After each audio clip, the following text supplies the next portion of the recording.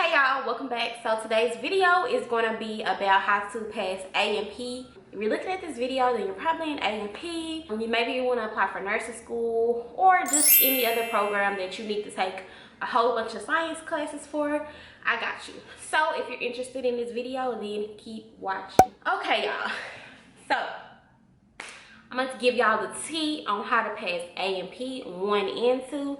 If you follow these simple instructions, then you should pass with a good grade, okay? So, let's go. Tip number 1, anatomy and physiology is all about memorization. Like, you just have to remember everything. Like, it's all about what you can remember. Making flashcards is gonna be your best bet. Like, your best study tip for A&P is flashcards. Flashcards. Because it gives you a chance to help remember the information. So flashcards is gonna be your #1 resource when dealing with A&P, anatomy 1 or 2. Number 2, reading. You have to read your book for A&P because you have to understand the process of what's going on.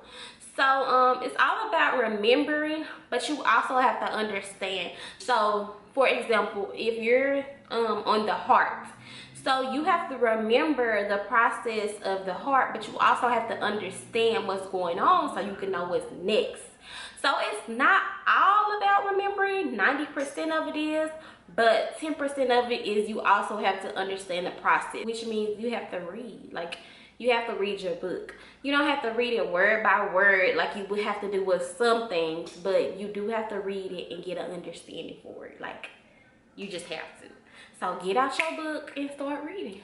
Number 3, this is my personal opinion, but I feel like pictures really help with A&P. Like, if you look at pictures of like how the heart works, if you look at a picture or a diagram, well, not a diagram, but if you look at a picture of how the heart works, it's helpful. If you look at like what's another part of A&P, pictures of the areas of the brain and stuff like that, it's helpful to help you remember it. If you look at pictures of what's another part of A&P, maybe nervous system, like the spinal cord and stuff like that, then you can remember what L1 and L2 or T, you know, like pictures really help with anatomy. I feel like it's better for you to print out pictures and, you know, have them by you while you're studying each section, because even if you're not a visual learner, it still is helpful to know where the information is or what it looks like or what's going on while you're studying. I don't know how to explain it. I'm probably doing a bad job. But just try it out, and if it works, it works, and if it don't, it don't. But I promise you, it most definitely will help out if you have the pictures beside you while you're studying, so you actually know what you're looking at or what you're learning about when you're studying for it. Number 4, use all your resources, y'all. It is some good videos on YouTube with people who break down about each system. Like, it's some great videos on here. Just search what system you're doing. Search what system y'all are studying at the time, and just look through some of the videos on YouTube. Some people break down things really good.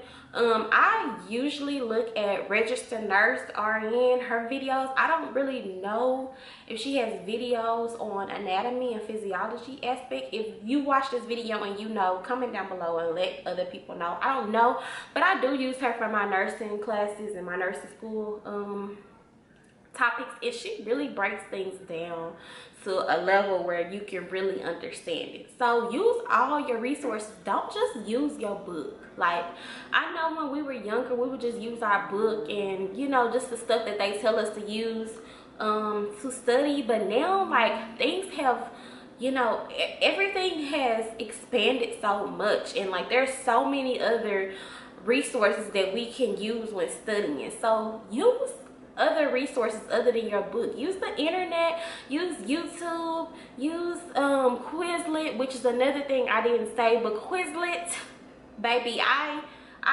stand for Quizlet. Like, I talk about Quizlet all the time, and I use it pretty much all the time. Like, Quizlet is the, you know, like, it helps with everything. So please use Quizlet. Use Quizlet. That is a #1 resource right there. It's kind of like flashcards, because Quizlet and flashcards go together, because it is flashcards. But the good thing about Quizlet, it has on there where you could quiz yourself and test yourself. Like, it's a lot of different options you can do to make sure that you're remembering or retaining the information that you need to retain.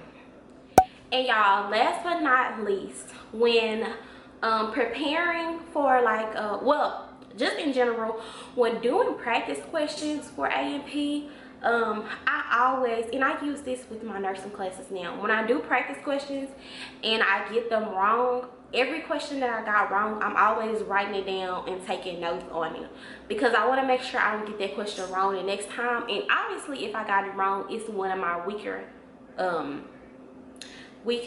areas in that subject. So I want to make sure that I write down every question that I have wrong and go over that question and familiarize myself with that information a little bit more than I might have before, because you got it wrong for a reason.